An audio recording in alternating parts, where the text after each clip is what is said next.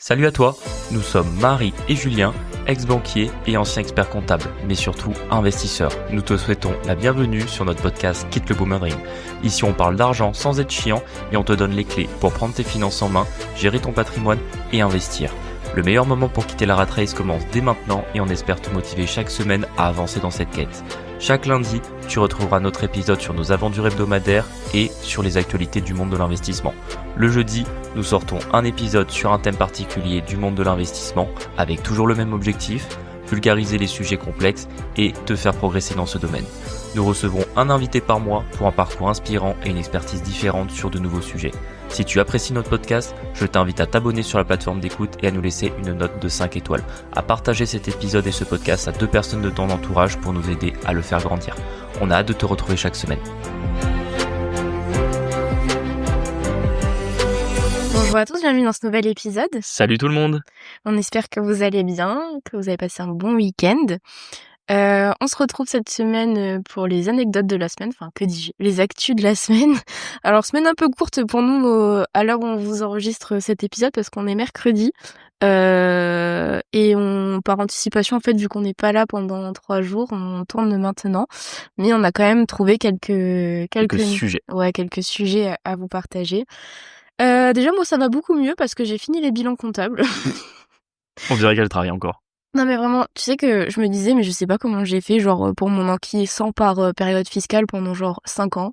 Vraiment là j'en ai fait 3 et c'était le bout du monde pour moi, tu vois. Donc c'est en fait je trouve Ah ouais, que t'étais tendue à la maison. ouais, mais parce qu'en fait je trouve que c'est assez bête. Enfin je sais pas comment dire, la compta en soi c'est bête et méchant, ça c'est sûr. c'est intéressant pour analyser etc. Mais faire un bilan en soi une fois que vous avez craqué le jeu, bah c'est très ennuyant.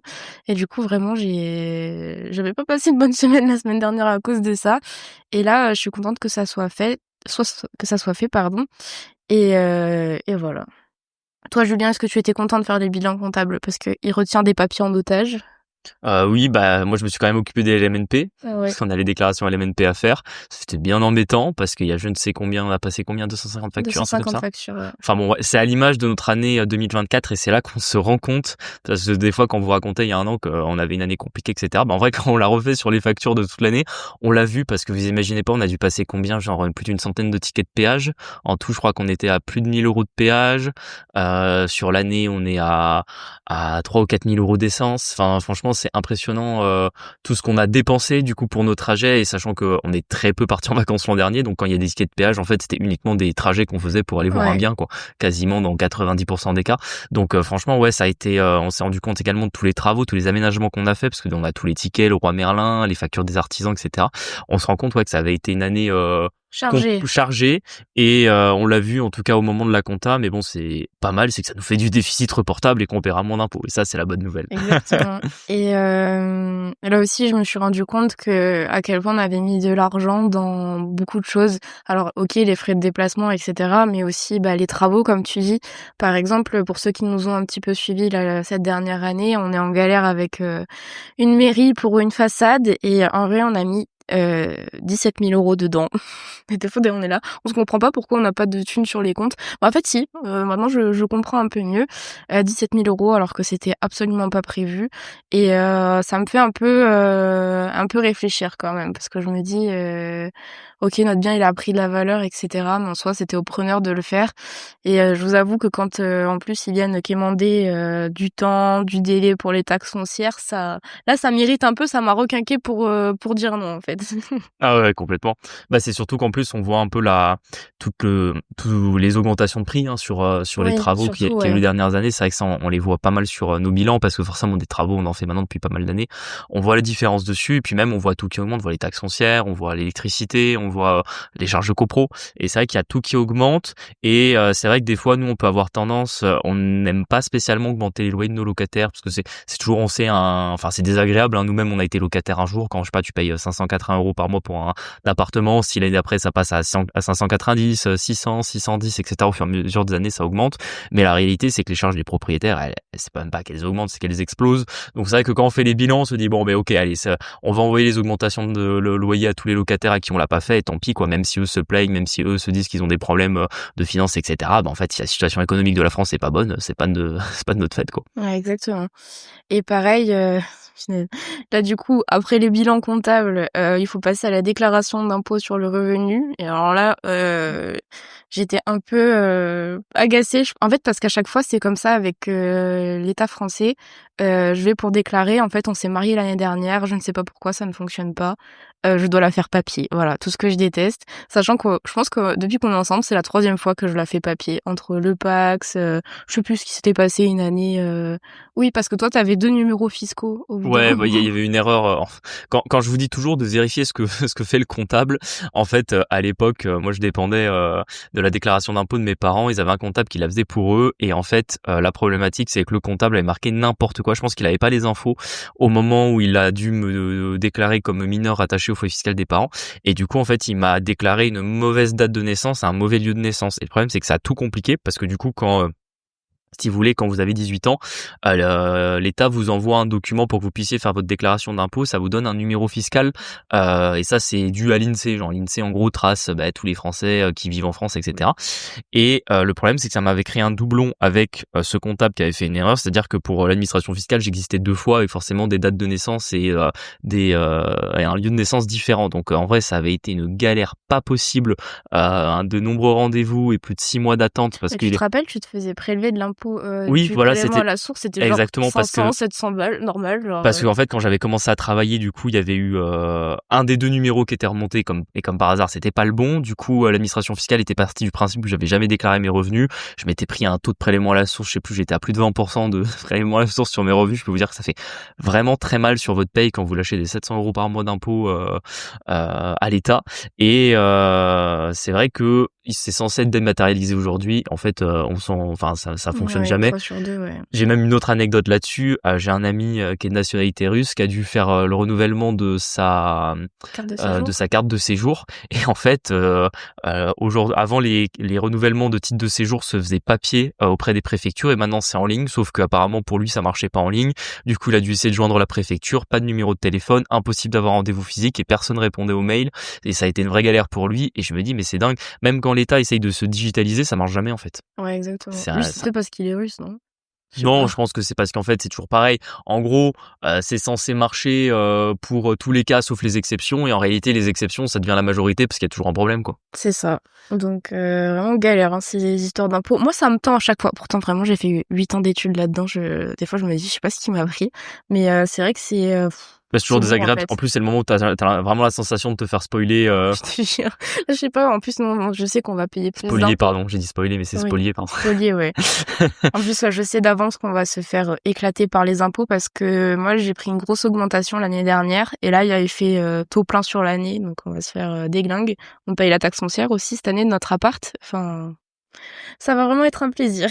Ouais, et d'ailleurs, petit conseil, parce que ça, souvent, forcément, nos amis et nous demandent souvent quelques petits conseils quand ils font leur déclaration d'impôt, etc., ou leur bilan. Moi, vraiment, le premier conseil que je vous donne, c'est de vraiment garder au maximum tous vos factures et de les classer. Ça, c'est super important parce que des fois, on peut avoir tendance de prendre un ticket, le mettre de côté, ou par exemple, l'avoir dans ses mails, etc., et se dire non, mais il n'y a pas de souci, quand je ferai mon bilan, je m'en souviendrai. Non, pas du tout. Le problème, c'est que, par exemple, quand vous faites votre déclaration d'impôt ou votre bilan, vous le faites en avril ou en mai, 2025, des fois vous avez des factures qui remontent à janvier 2024. Alors autant au mois de octobre, novembre, décembre, je me souviens assez bien ce que je faisais, autant janvier l'an dernier, ça me paraît beaucoup plus loin. Donc ça, sous-estimez pas le fait qu'il y a un gros délai et que c'est parfois compliqué de se souvenir. Donc vraiment, mettez-les de côté. Il y a aussi une petite astuce que je donne qui est pas mal. Aujourd'hui, on reçoit de plus en plus de factures par mail. Ça peut être pratique parce que moi perso, j'aime pas les papiers. Je préfère quand c'est digital. Et éventuellement de créer une adresse mail dédiée. Et par exemple, dès que vous recevez une facture par mail, en fait, vous transférez sur cette adresse mail là qui serait dédiée aux factures, par exemple. Ça peut être une petite stratégie que vous pouvez utiliser. Et l'idée, c'est de retrouver le plus facilement vos factures. Et c'est toujours pareil, hein, si jamais vous déduisez pas une facture parce que vous l'avez perdue, parce que vous vous en souvenez plus, c'est de l'argent perdu et des impôts que vous allez payer en plus. C'est clair. On voulait faire un petit point sur la charge mentale.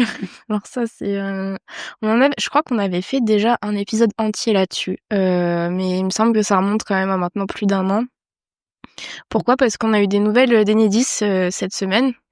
Donc pour ceux qui nous suivent depuis un moment, vous savez que on galère avec eux et en fait, on n'a toujours pas de date de fin de travaux et je crois que c'est un truc qui nous a vraiment miné le moral là depuis janvier parce qu'au final tout est censé bien aller vu qu'on a quitté nos jobs, etc. La vérité, c'est qu'on n'est pas de giga bonne humeur parce que, en fait, ça nous pèse. Ça nous pèse que ça avance pas, ça nous pèse qu'on soit un peu, comment tu dis, sans pouvoir agir dessus, tu vois. En fait, on est sans pouvoir d'action dessus, et puis c'est surtout qu'en plus ça, en fait, ça crée beaucoup de charge mentale parce que tous les jours, on est obligé de relancer, envoyer des mails, téléphoner. La plupart du temps, bien évidemment, personne ne répond au téléphone, donc vous devez laisser un message, vous devez rappeler le lendemain. Là, moi, j'en suis venu à essayer de passer par le service client d'Enedis. J'ai passé 30 minutes au téléphone en étant passé d'interlocuteur en interlocuteur pour avoir quelqu'un qui m'a dit, écoutez, j'ai bien compris le souci, promis, je vous rappelle dans la journée. Bien évidemment, j'ai jamais eu de retour. Enfin, c'est vraiment une galère. Vraiment, Enedis, c'est devenu, je pense, l'entité privée semi-publique que je déteste le plus. plus que tout le reste en France, c'est vraiment cette entité, c'est du grand n'importe quoi. Et vraiment, c'est vrai que comme tu disais, ça nous a un peu affecté les derniers temps parce qu'en réalité, on perd énormément d'argent avec cette histoire parce que comme vous l'avez dit, c'est ce retard d'Enedis sur un chantier, c'est 4 500 € de loyer par mois de perte pour nous. C'est un prêt qui aujourd'hui passe en amortissement qu'on sort tous les mois de 2 700 € de notre poche pour le payer, sans compter qu'en fin d'année, on va avoir la taxe foncière sur ce bien. Enfin, il y a quand même des charges en plus. On rentre rien du tout. Là, bon, on est encore au début de la bonne saison pour louer nos appartements, mais moi, je m'inquiète beaucoup parce qu'en fait, je les connais. C'est-à-dire que pourquoi ça met autant de temps? On a du mal à s'en rendre compte de l'extérieur. C'est que vous avez un nombre d'interlocuteurs qui est énorme. Ils sont tout le temps en vacances. Je pense que on peut dire que vos banquiers sont en vacances. Vous n'avez jamais eu affaire avec Enedis parce que c'est simple. J'ai l'impression qu'ils sont en vacances toutes les 2 semaines. Ils font bien évidemment tous les ponts, tous les jours fériés, etc. Donc là, on arrive en mai. Autant vous dire que c'est une période qui n'avance pas. Ils passent par des prestataires qui eux-mêmes ont des vacances qui sont décalées d'eux. Enfin, c'est une dinguerie incroyable.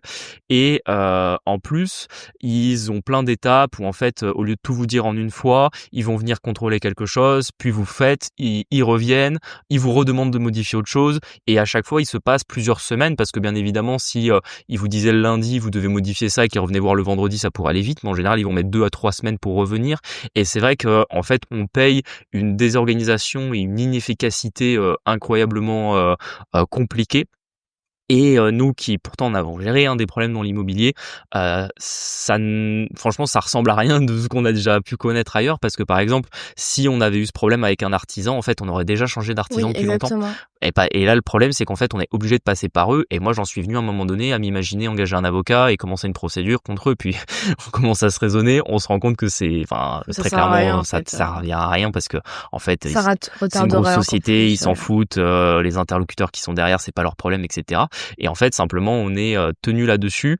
Alors, je pense que l'erreur qu'on a fait, c'était de sous-estimer le temps que ça prendrait, parce que c'est vrai que Enedis, même si je m'attends à ce que ça prenne du temps, même si on a commencé dès le mois de mars 2024 à commencer à faire ce dossier, j'espérais qu'avant la fin de l'année, on aurait la mise en service de nos compteurs, etc. Et là, on arrive au mois de mai, on n'y est toujours pas. Et le problème, c'est que c'est vrai que c'est assez compliqué parce que des fois, quand vous êtes comme ça dans une situation qui est tendue, vous pouvez avoir tendance à vous dire, OK, allez, encore quelques semaines, ce sera bon. Et en fait, on a trop reporté, je pense, pour nous, le moment où on arrivera à la fin. Et là, on a fini par accepter de se dire, en fait, on sait pas quand ce sera fini. Ouais, moi je m'attends à ce que ce soit fini en juillet, du coup, c'est-à-dire 1 an après que le maître d'œuvre nous ait dit vous inquiétez pas, tout est fini, pourrait louer en septembre. Mon cul, en fait, mon cul. Si j'avais su à ce moment-là, déjà on lui aurait pas payé 5% qui reste de sa facture. Ouais, mais vraiment, Enedis. Excuse-moi, je te coupe, vas-y. On n'aurait pas payé les 5 derniers pourcents de sa facture et franchement, si j'avais su... En fait, je sais pas si je regrette le projet, tu vois, ou pas. Bon, honnêtement, avec le retard qu'on a pris, oui, parce que moi, aussi. j'ai toujours eu une approche extrêmement financière d'une opération et là, pour le coup, en fait, le temps qu'on a perdu, c'est-à-dire qu'en gros, grosso modo, c'est une opération, on a mis aujourd'hui quasiment 70 000 à 80 000 € de cash de notre... En fait, j'ai fait les comptes courants, si tu veux. Là, je les ai frais dans ma tête. Julien a 100 000 € de compte courant et moi, j'en ai à peu près 8 000. Voilà. Oui, voilà. Donc, en fait, on a mis 110 000 dans l'opération, plus on a un prêt de 400 000 dessus. À la fin des fins, ça vaudra plus que ce qu'on aura injecté et on sera sur un cash flow on sera sur un bon cash flow et sur une rentabilité à plus de 10% par an. Donc ça, c'est pas le souci. Le souci qu'on se dit, c'est qu'en réalité, grosso modo, en comptant notre apport et la banque, prenons les 500 000 qu'on a mis là-dedans. En fait, on les aurait pu les mettre dans une opération qui serait finie depuis longtemps. Et la réalité, c'est qu'on les aurait mis dans une opération qui aurait été moins rentable, moins intéressante, mais qui aurait été plus courte. Ça aurait été plus intéressant pour nous d'un point de vue financier. Donc c'est vrai que quand on remet les chiffres bout à bout, là honnêtement, Enedis, c'est un vrai souci. Et je pense que nous, nous ne ferons plus jamais d'opération où Non, plus Enedis jamais. doit intervenir. Et tout ça pour dire par rapport à la charge mentale, parce que là, c'est pas qu'on se montait le bourrichon, mais en fait, c'est quand même important. Enfin, financièrement, c'est quand même quelque chose qui nous handicape vachement. Et en fait, au bout d'un moment, on est arrivé à un stade où on s'est dit, putain, en fait, on en peut tellement plus que qu'est-ce qu'on fait? Est-ce qu'on vend tout? La vérité, je pense que aussi au bout d'un moment, faut essayer d'alléger sa charge mentale, accepter que des fois, les choses ne se passent pas toujours comme on aimerait qu'elles se passent, et prendre un peu de recul là-dessus. Honnêtement, les 2 700 € de prêts qui passent tous les mois, on a moyen de les amortir grâce Oui. aux autres. En fait, ce qui nous fait chier, c'est que c'est censé être dans notre poche et Oui, que c'est ça ça. l'est pas. En fait, c'est que c'est simple, c'est que Et qu'on sera jamais indemnisé pour ça. ce retard-là, à cause d'Enedis, encore une fois, nous divise notre cash flow par 2. Voilà. C'est-à-dire qu'aujourd'hui, on vous avait dit qu'avec le parc des 49 lots qu'on avait, on arrivait à avoir un cash flow mensuel d'à peu près 8 500, 9 000 €. Vous retirez 4 500 € là-dessus, ça nous fait la moitié. Donc on a la moitié du cash flow mensuellement qui est perdu via cette opération-là. Donc en fait, c'est assez douloureux d'un point de vue financier quand même pour nous. Et c'est vrai que de se sentir finalement en tant qu'investisseur immobilier aussi Pénalisé? ouais, mais je dirais aussi je trouve plus le mot pour dire qu'en gros vulnérable, merci, c'était le mot que je cherchais, aussi vulnérable par une société qui en fait fait pas son boulot et qui est d'une inefficacité incroyable. En fait, ça remet beaucoup de choses en question pour nous. Et c'est vrai que ça met beaucoup de, comme tu disais, de charge mentale là-dessus. Et en fait, c'est pour ça qu'en fait, la conclusion de ce qu'on voulait vous amener via cette anecdote-là, c'est que des fois, vous devez accepter que malheureusement, il y a des choses qui échappent de votre contrôle. Et c'est des fois compliqué parce que je pense qu'il y a un peu deux types de personnes dans la vie. Alors bon, c'est toujours compliqué d'être un peu trop catégorique là-dessus, mais grosso modo, il y a ceux un peu qui se laissent vivre et puis ceux qui aiment bien diriger leur vie et choisir où ils vont. Forcément, si vous êtes sur ce podcast, si vous êtes investisseur, vous faites plutôt partie de la deuxième catégorie, à ceux qui prennent leur vie en main et qui appliquent leurs décisions. Mais c'est super compliqué quand on a plutôt ce tempérament-là, quand on décide de faire des projets, de se mettre des deadlines, d'avancer, d'aller dans un but, de parfois se retrouver aussi bloqué et aussi à la merci d'un tiers extérieur qui ne ferait pas ce qu'il doit faire, et en plus un tiers qui n'est ni un locataire, ni, enfin je veux dire, même pas une mairie, enfin je veux dire par rapport aux ennemis qu'on a déjà eu dans l'investissement immobilier, franchement le boss du boss, c'est Enedis. Ouais, exactement. Voilà pour ce petit point sur la charge mentale. Bon, après, il faut prendre du recul. Ça va se finir. Je veux dire, même notre chargée Enedis, je crois qu'elle en a vraiment marre et qu'elle aimerait aussi que ça se finisse. Donc, je pense que d'ici l'été, ça sera fini. Mais en attendant, c'est vrai que c'est bien long et il faut prendre son mal en patience. C'est ça. Et voilà, juste ce conseil-là de vous dire de prendre du recul là-dessus et de limite vous concentrer sur autre chose. Des fois, je me suis dit que qu'est-ce qui rendait la chose aussi compliquée, c'était qu'en fait, on relançait pas de nouveaux projets immobiliers parce que déjà, on devait faire une pause et que en plus, on a la sensation que ça nous bloque pour l'instant tant que c'est pas fini. Et des fois, je me disais même que, par exemple, si je devais donner un conseil à quelqu'un qui serait dans notre situation, ce serait limite de relancer un autre projet, comment y mettre son attention sur autre chose, qu'il ait l'impression d'avancer et de pas juste se sentir bloqué et de voir le temps long, parce que des fois, allez, je relativise en me disant que au final, en quelques années, on a quand même fait énormément de choses. Forcément qu'à un moment donné, on peut prendre du retard sur quelque chose, c'est pas si grave en soi, mais quand vous avez la tête dedans et que vous voyez pas la fin, vous pouvez vite avoir un peu cette impression de broyer du noir et de pas arriver à mettre fin un peu à ces problèmes, quoi. On fait un petit point sur la natalité parce que j'ai vu que la Hongrie supprimait les impôts à vie pour les femmes qui faisaient plus de 2 enfants. Je crois que ça a changé parce qu'avant c'était 4, il me semble. C'était 4, tout à fait. Et là, visiblement, c'est Orban, le président, a décidé du coup de faire une petite relance démographique. Donc je pense que vraiment pour en venir là, c'est qu'il doit vraiment pas avoir beaucoup de bébés qui naissent. Qu'est-ce que t'en penses ? La problématique, c'est que c'est vrai que la Hongrie, ça fait partie des pays d'Europe qui ont une natalité la plus basse avec l'Italie. Et c'est un problème qui est incroyablement important pour ce type de pays, parce que le problème c'est quand vous avez une natalité trop basse, vous avez un vieillissement important de la population, ça veut dire beaucoup moins de jeunes qui vont éventuellement pouvoir compenser à un moment donné la fin de vie des personnes plus âgées. Vous avez aussi dans le monde du travail, on sous-estime le fait que un salarié qui a 50 ans a plus de problèmes de santé qu'un salarié qui en a 30.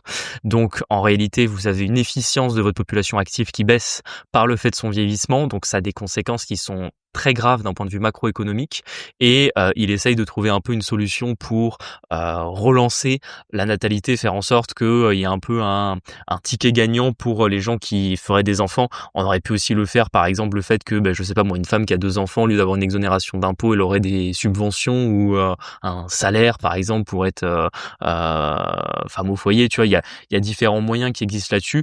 Je suis pas persuadé que ça soit vraiment ce qui permette de C'est régler le problème. exactement ce que je me suis dit quand j'ai lu le truc. Je me suis dit, moi, je pense que ça me convaincrait pas, en fait. Je pense que le problème de la natalité, il est un peu plus large que ça et que c'est pas juste un problème d'impôt ou d'argent.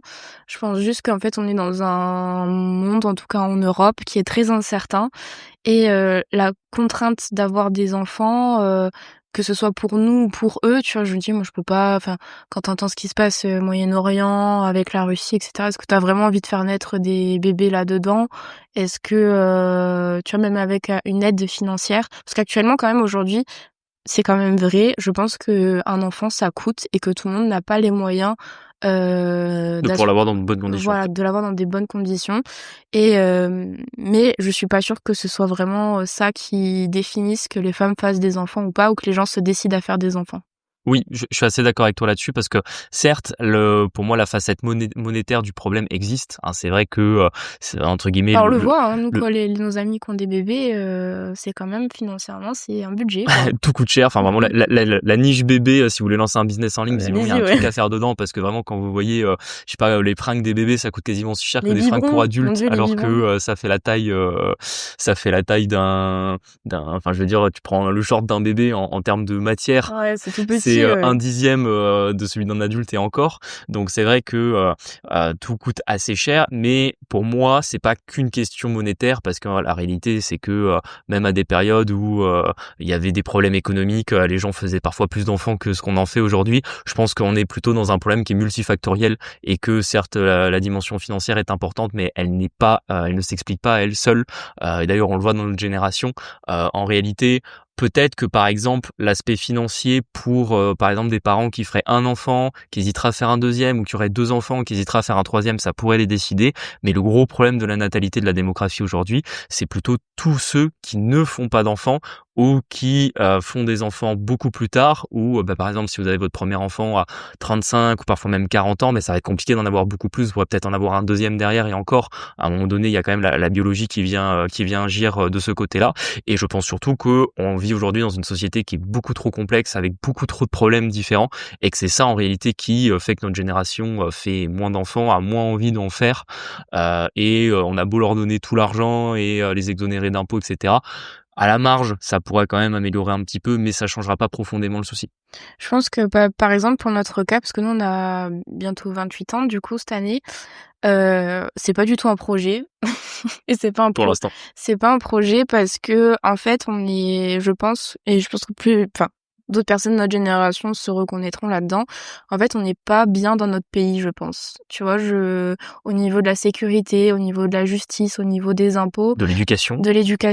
je pense que c'est assez difficile de se projeter. En tout cas, pour nous, c'est difficile de se projeter ici. Du coup, quand tu te projettes dans d'autres pays, en fait, t'as pas envie de faire des bébés parce que c'est pas le moment si tu te projettes pour t'expatrier ailleurs. Il y a quand même une espèce d'adaptation qui doit être faite, et un bébé, ça peut pas ou un enfant, ça peut pas subir autant de changements en tout cas. Et je pense que pour les parents aussi, c'est trop dur à manager, d'avoir des changements d'école, des changements de langue, la difficulté que ça implique une nouvelle culture. Et du coup, je pense que même si la France faisait ça, ça réglerait vraiment pas le problème. Je suis totalement d'accord avec toi là-dessus. Pour moi, c'est plutôt un problème de redonner du sens et de redonner un but à la société.